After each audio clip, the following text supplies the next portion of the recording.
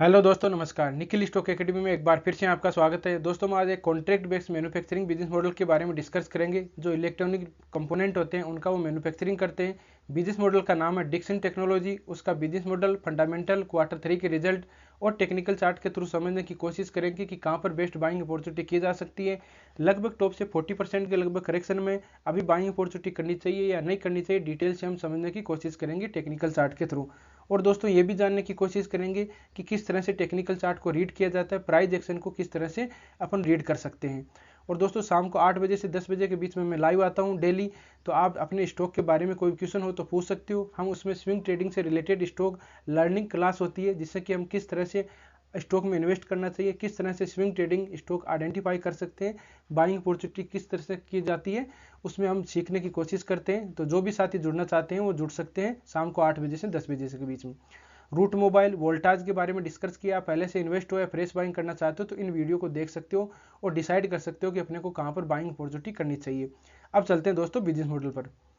Dixon technology एक contract based manufacturing company है। जिस तरह से जो इलेक्ट्रॉनिक कंपोनेंट का कंपनी होती है, जो जैसे एलईडी टीवी आती है, सीसीटीवी कैमरेज आते हैं, आदि के जो इलेक्ट्रॉनिक कंपोनेंट होते हैं उनका वो मैन्युफैक्चरिंग करती है। मतलब कि ब्रांड बिहाइंड द ब्रांड का इनका जो डिक्सन टेक्नोलॉजी का स्लोगन है, the brand behind the brand. मतलब जैसे अलग अलग, जैसे सैमसंग कंपनी है, पैनासोनिक है, फिलिप्स है, लुमिनस है, तो ये जो कंपनी है इनको ये कॉन्ट्रैक्ट दिया हुआ रहता है। ये अपने इलेक्ट्रॉनिक कंपोनेंट का मैन्युफैक्चरिंग करते हैं।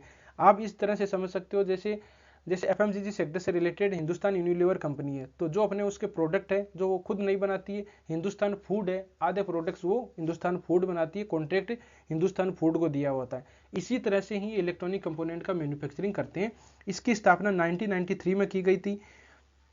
ये 18 मैन्युफैक्चरिंग फैसिलिटीज़ है इंडिया में। इसका उत्तर प्रदेश, मध्य प्रदेश और आंध्र प्रदेश में इसकी ज़्यादातर यूनिटें हैं। 18 6 है इसकी आरडी सेंटर भी है। तो अब इसके कौन कौन से प्रोडक्ट का मैन्युफैक्चरिंग करते हैं किस, उसके बारे में देखते हैं। इसके 9 तरह के अलग अलग सेक्टर में ये इनका इलेक्ट्रॉनिक कंपोनेंट का मैन्युफैक्चरिंग करते हैं। पहला है कंज्यूमर इलेक्ट्रॉनिक्स। कंज्यूमर इलेक्ट्रॉनिक्स की बात करें तो एलईडी टीवी आता है, उसका वो मैन्युफैक्चरिंग करते हैं। आप देख सकते हो कि एलईडी टीवी है, इसमें एलईडी टीवी का ये मैन्युफैक्चरिंग करते हैं। We also provide large and modern warehouse facilities at multiple location में। पहला देखें। अब दूसरा देखें होम अप्लायंस में। होम अप्लायंस में देखें तो कौन से, जैसे वॉशिंग मशीन आती है, तो वॉशिंग मशीन का आप डायग्राम में देख सकते हो कि इस तरह की वॉशिंग मशीन आती है। तो इनके जो इलेक्ट्रॉनिक कंपोनेंट होते हैं उनका वो मैन्युफैक्चरिंग करती है डिक्सन टेक्नोलॉजी। नेक्स्ट है लाइटिंग सॉल्यूशन। लाइटिंग सॉल्यूशन की बात करें तो जैसे एलईडी बल्ब आते हैं तो उनका वो मैन्युफैक्चरिंग करते हैं। 0.5 वाट से 100 वाट के बीच में जो इलेक्ट्रॉनिक बल्ब आते हैं उनका वो मैन्युफैक्चरिंग करती हैं। नेक्स्ट है मोबाइल फ़ोन। मोबाइल फ़ोन की बात करें तो मोबाइल फ़ोन के जैसे आते हैं, इस तरह के मोबाइल फ़ोन है। जैसे we are starting manufacturing at mobile phone 2016 से इन्होंने स्टार्ट किया था। तो मोबाइल फ़ोन फीचर और स्मार्टफोन है, इनका वो मैन्युफैक्चरिंग करते हैं। नेक्स्ट है सिक्योरिटी एंड सर्विलेंस सिस्टम से। सिक्योरिटी एंड सर्विलेंस सिस्टम से बात करें तो India first, Dixon is India first company to manufacturing camera और डीवीआर। डीवीआर जैसे होता है डिजिटल वीडियो रिकॉर्डिंग होता है, तो इस तरह के जो होता है इन्होंने क्या किया था, आदित्य इन्फोटेक लिमिटेड और इनके साथ में डिक्सन टेक्नोलॉजी के जॉइंटर वेंचर से इन्होंने स्टार्ट किया था। इसका सर्विलेंस से रिलेटेड, कैमरा और डीवीआर से रिलेटेड। जैसे सीसीटीवी कैमरेज आते हैं तो उनका वो मैन्युफैक्चरिंग करते हैं। जैसे रेलवे में, बैंकिंग में, सब जगह लगाते हैं। आप घर में भी लगा सकते हो, शॉपिंग मॉल है, एटीएम है, हाउसिंग सोसाइटी है। तो उनका सबसे पहले इंडिया में डिक्सन टेक्नोलॉजी ने और आदित्य इन्फोटेक के साथ मिलकर ये किया था स्टार्टिंग। अब नेक्स्ट बात करें तो रिवर्स रिवर्स लॉजिस्टिक, मतलब कि जो ये होते हैं इनका ये रिपेयरिंग का फैसिलिटी भी प्रोवाइड करवाते हैं। Like setup box, LED TV, mobile phone, CCTV, modem and computer peripheral जो पार्ट्स होते हैं इनका ये आईटी इसका रिपेयरिंग की फैसिलिटी भी प्रोवाइड करते हैं। नेक्स्ट है मेडिकल इलेक्ट्रॉनिक्स। मेडिकल इलेक्ट्रॉनिक्स में इन्होंने स्टार्ट किया था 2020 में। इलेक्ट्रॉनिक जैसे अपन ये कोविड के टाइम में थर्मोमीटर से आप टेम्परेचर नापा जाता है, तो उसका भी ये मैन्युफैक्चरिंग डिक्सन टेक्नोलॉजी ने किया था। नेक्स्ट है अपन सेटअप बॉक्स। सेटअप बॉक्स होता है जैसे टीवी के लिए आता है, डीटीएच प्लेयर होता है, तो सेटअप बॉक्स उसका भी ये मैन्युफैक्चरिंग करते हैं। नेक्स्ट है आईटी हार्डवेयर। आईटी हार्डवेयर से रिलेटेड की बात करें तो आईटी हार्डवेयर जैसे टेबलेट और लैपटॉप आते हैं, तो उनका जो पीएलआई स्कीम है, अब देखिए पीएलआई स्कीम से जुड़ी हुई जो भी कंपनियां होती है तो उनको कॉन्ट्रैक्ट डिक्सन टेक्नोलॉजी को दिया हुआ है। तो पीएलआई से लैपटॉप और टेबलेट जो डिस्ट्रीब्यूट किए गए थे उनका वो मैन्युफैक्चरिंग डिक्सन टेक्नोलॉजी ने ही किया था। तो इस तरह से देखें तो इलेक्ट्रॉनिक्स कंपोनेंट का मैन्युफैक्चरिंग कर रही है। एक इसका नेगेटिव पॉइंट आप ये देख सकते हो कि कॉन्ट्रैक्ट बेस में है, खुद कंपनी अपने खुद प्रोडक्ट इसके ब्रांड नहीं है, ये केवल दूसरी कंपनियां होती है तो उसके बेस पे ही काम करती है। तो इसको ये हो सकता है कि कभी कभार क्या कम इसको कॉन्ट्रैक्ट मिले तो तब इसका रेवेन्यू में या प्रॉफिट में आपको डिक्लाइन दिखाई दे सकता है। और इसमें कोई दिक्कत नहीं है, आने वाला फ्यूचर भी ऐसे जैसे इलेक्ट्रॉनिक्स जो नॉर्मली चल रहा है लैपटॉप टैबलेट या फिर बाद में फ़ोन से रिलेटेड सीसीटीवी कैमरे से रिलेटेड, तो वो चलता रहेगा। अब बात करते हैं अपन इसके फंडामेंटल की बात। मार्केट के ऊपर 17,454 करोड़ का है। करंट प्राइस की बात करें तो 2930 के लगभग है। हाई गया 4670 के लगभग और लो गया 2553 के लगभग। स्टॉक भी कितना है 73 है। आरओसी इसका 22% है। आरओ इसका 21% है। फेस वैल्यू इसकी 2 है। अब बात करते हैं इसमें और देख सकते हो कि दूसरी कंपनियां भी हैं। डिक्सन टेक्नोलॉजी लीडिंग कंपनी है। क्वार्टरली रिजल्ट देखते हैं कि क्वार्टरली रिजल्ट में इसमें डाउन है। प्राइस टॉप से लगभग 40% के लगभग करेक्शन में है। सेल देखेंगे, एक्सपेंडिचर देखेंगे, नेट प्रॉफिट देखेंगे। जून सितंबर दिसंबर की बात करें तो जून का था 2855 करोड़ था, सितंबर की बात करें तो 3867 था और दिसंबर अभी आया तो 2405 है। तो आप देख सकते हो कि इसमें अभी जो दिसंबर का क्वार्टरली रिजल्ट है वो डाउन आया, तो इसकी वजह से इसमें मैंने बोला कि कॉन्ट्रैक्ट बेस पर रहता है तो इसका थोड़ा बहुत इफेक्ट पड़ता रहता है। एक्सपेंडिचर की बात करें तो इसका देखिए 2755 है, सितंबर की बात करें तो 3722 है और दिसंबर की बात करें तो 2294 है। अब बात करते हैं नेट प्रॉफिट। नेट प्रॉफिट की बात करें तो जून का है 45 है, सितंबर का है 77 है और दिसंबर का है 52 है।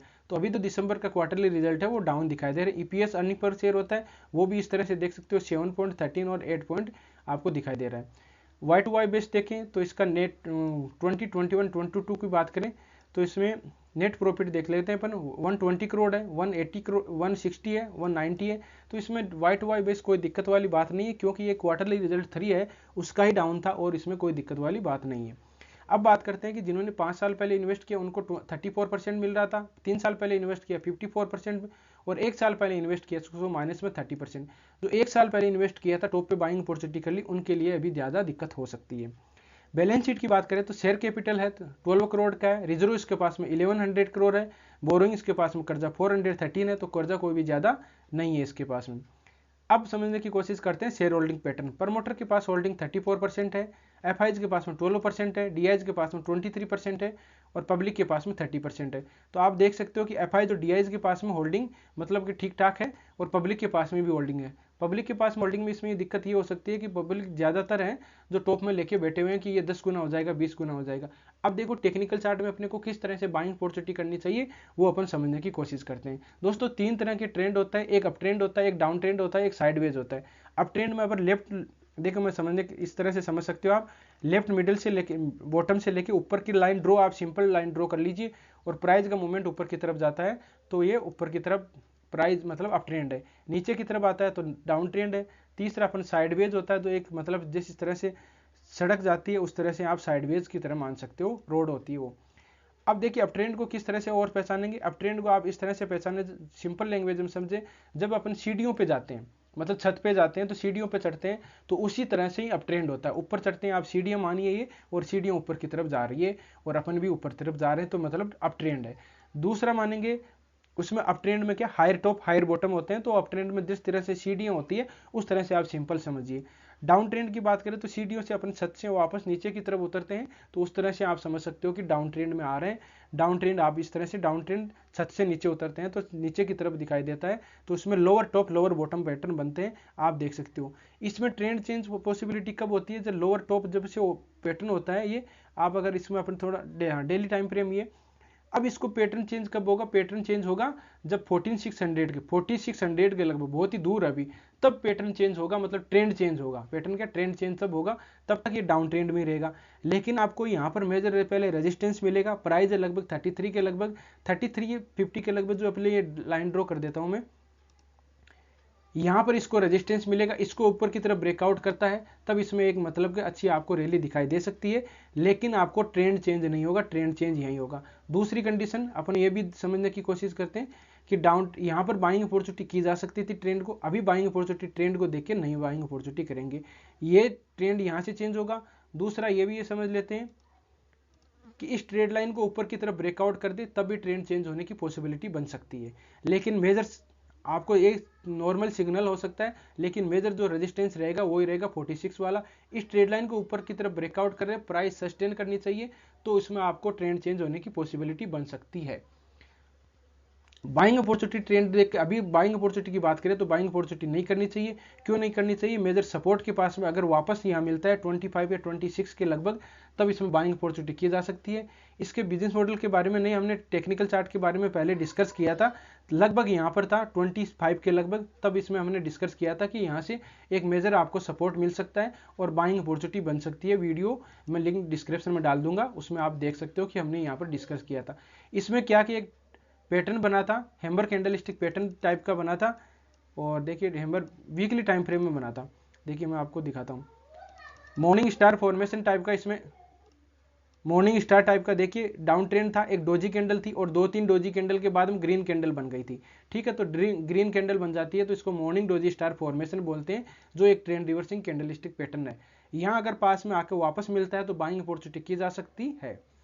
अब बात करते हैं कि trend reversing candlestick pattern. Trend reversing candlestick pattern की मेजर आप जैसे यहाँ पर बाइंग अपॉर्चुनिटी कर सकते हो, यहाँ पर बाइंग अपॉर्चुनिटी की जा सकती थी, तो अपने को किस तरह से समझ सकते हैं, किस तरह से पहचान सकते हैं ट्रेंड रिवर्सिंग कैंडलस्टिक पैटर्न को।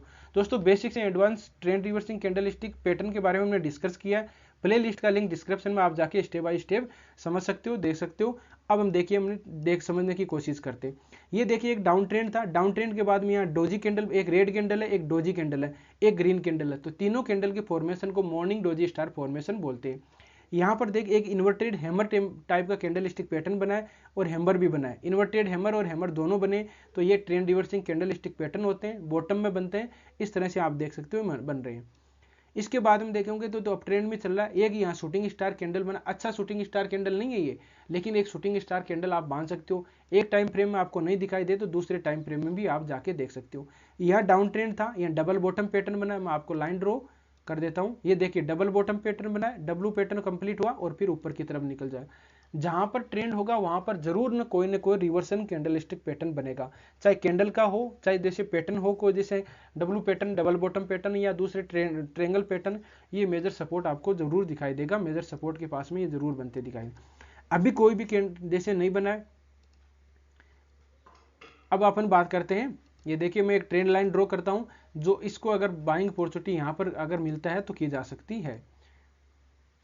ये देखिए ट्रेड लाइन का पहले इसमें बार बार रेजिस्टेंस लिया, 1 time 2 time 3 time 4 time resistance लिया, ऊपर की तरफ ब्रेकआउट होके यहाँ पर एग्जैक्ट ही ट्रेड लाइन के पास में आके रिवर्स हुआ था। यहाँ पर ही trend reversing candlestick pattern morning doji star formation बनाया था। तो अगर वापस आता है तो इस ट्रेंड लाइन से नीचे नहीं जाना चाहिए, 80-90% ये मानिए कि इससे नहीं जाएगा। यहाँ आके ट्रेड लाइन के पास में अगर फिर मिलता है कहीं तो बाइंग अपॉर्चुनिटी की जा सकती है। नीचे आएगा तब एक इस ट्रेड लाइन के पास में आएगा तो कहां से मतलब कि ब्रेकआउट या ब्रेकडाउन करेगा, तब इसमें पॉसिबिलिटी बन सकती है। अब ये डेली टाइम फ्रेम का चार्ट है। देखिए तो दोस्तों वीडियो बड़ा हो सकता है, लेकिन आप समझने की कोशिश करिए जिससे कि अपने को लर्निंग सीख में। ये देखिए ये ट्रेड लाइन है, इस ट्रेड लाइन का इसने बार बार सपोर्ट लिया है, तो इस ट्रेड लाइन को अगर ब्रेकडाउन करता है नीचे की तरफ तो अपने जो ट्रेड लाइन ड्रॉ की थी वहां पर आने की पॉसिबिलिटी बनती है। मैं आपको वापस दिखा देता हूं वीकली टाइम फ्रेम में। यहां इस ट्रेड लाइन को अगर डेली टाइम फ्रेम में नीचे की तरफ ब्रेकडाउन करता है तो फिर बाद में ये यहां तक आ सकता है, ये ट्रेड लाइन के पास में, इस ट्रेड लाइन के पास में आ सकता है। अगर नहीं बनता है ऊपर की तरफ जाएगा तो आपको नहीं आता है ऊपर की तरफ जाके, या फिर इस ट्रेड लाइन के पास में अपन देखा यहां पर अगर वापस आता है तो यहां पर बाइंग अपॉर्चुनिटी कर सकते हो। और ऊपर की तरफ रेजिस्टेंस कहाँ मिलेगा, देखिए दोस्तों एग्जैक्ट अपन कोई भी पता नहीं लगा सकते, ठीक है, लेकिन बाइंग अपॉर्चुनिटी या मेजर सपोर्ट के पास में एग्जैक्ट की जा सकती, उस टाइम नहीं की तो ये अपनी गलती नहीं है, क्योंकि अपने को बाइंग अपॉर्चुनिटी सही टाइम पे करनी चाहिए। अब इस ट्रेड लाइन को एक बार रेजिस्टेंस मिलेगा फिर नीचे आता है तो फिर अपन बाइंग अपॉर्चुनिटी कर सकते हैं, अदरवाइज ट्रेंड चेंज होगा इस ट्रेड लाइन के ऊपर। तो हमने दोनों तीनों तरीकों से देख लिया कि कहां पर ऊपर की तरफ रेजिस्टेंस मिलेगा, मेजर सपोर्ट कहां पर मिलेगा, और बेस्ट बाइंग अपॉर्चुनिटी मैं तो यही मानता हूं कि 25 या 2600 के लगभग अगर ये फिर मिलता है तो वहां से बाइंग अपॉर्चुनिटी कर सकते हो। अब आगे दोस्तों आरएसआई में डाइवर्जन किस तरह से आइडेंटिफाई कर सकते हैं वो भी देख लेते हैं। अभी क्या प्रेजेंट टाइम में आरएसआई में डाइवर्जन दिखाई दे रहे हैं वो समझने की कोशिश करते हैं। ये देखिए पहले प्राइस में देखिए नीचे ऊपर से नीचे, यहां से देखिए ये टॉप से देख लिए, टॉप से जब ये ब्रेक नीचे की तरफ आया था तो प्राइस का मूवमेंट ऊपर की तरफ था। प्राइस का मूवमेंट आप ये देख सकते हो कि प्राइस का मूवमेंट यहाँ से प्राइस का मूवमेंट ऊपर की तरफ है, और ये देखोगे तो आरएसआई में देखिए नीचे की तरफ ही लग रहा है, तो आरएसआई में डाइवर्जन दिखाई दे रहा है। प्रेजेंट टाइम में इसे कोई भी डाइवर्जन नहीं दिखाई दे रहे कि नीचे की तरफ आएगा, ऊपर की तरफ आरएसआई जा रही है और प्राइस भी ऊपर की तरफ जा रहा है। तो अभी अभी अपने को आरएसआई में कोई भी डाइवर्जन नहीं दिखाई दे रहे। दूसरा एक चीज देख लेते हैं, फिबोनाची रिट्रेसमेंट होता है कि जिससे सपोर्ट एंड रेजिस्टेंस का ही पार्ट होता है। अगर कोई स्टॉक अप ट्रेंड में होता है तो डाउन ट्रेंड में कितना का आ सकता है उसको आप आइडेंटिफाई कर सकते हो।